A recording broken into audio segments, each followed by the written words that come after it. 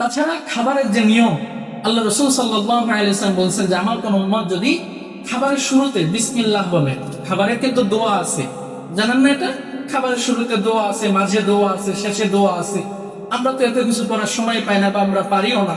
কমসে কম বিসমিল্লাহির রহমানির রহিম এটা আমরা সকলেই পারি। রাসূল সাল্লাল্লাহু আলাইহি ওয়াসাল্লাম এটার কথাই বলছে, দোয়ার ফজিলত তো অন্য হিসাবে, এটা বা সহজ যেটা সেটার কথাই বলছে। যে আমার কোন উম্মত যদি খাবারের শুরুতে বিসমিল্লাহির রহমানির রহিম বলে খাবার শুরু করে এবং খাওয়া দাওয়া শেষ করে আলহামদুলিল্লাহ বলে, এই যে আল্লাহ তাআলার এত নাজ নিয়ামত খাইলো, কিয়ামতের দিন আল্লাহ তাআলা এটার কোনো হিসাব চাইবেন না, বলেন সুবহানাল্লাহ।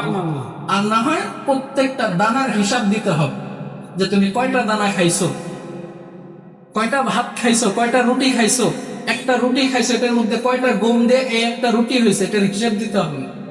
যদি বিসমিল্লাহ বইলে খাই তাহলে যেমনি যেমনি খাওয়া যাবে, আর যদি এই অভ্যাস না থাকে তাহলে আমাদের উচিত গুইনা গুইনা খাওয়া, আমি কয়টা খেলাম, কেমন তো হিসাব দিতে হবে। তাহলে ওই গুনার চাইতে বিসমিল্লাহ বলা আর আলহামদুলিল্লাহ বলা সহজ, পাশাপাশি সওয়াবও পাইতেছি, সম্মানও পাইতেছি। এরকম আল্লাহ তাআলার হাজারো নাজ নিয়ামত আছে, এগুলা শুকরিয়া আদায় করা।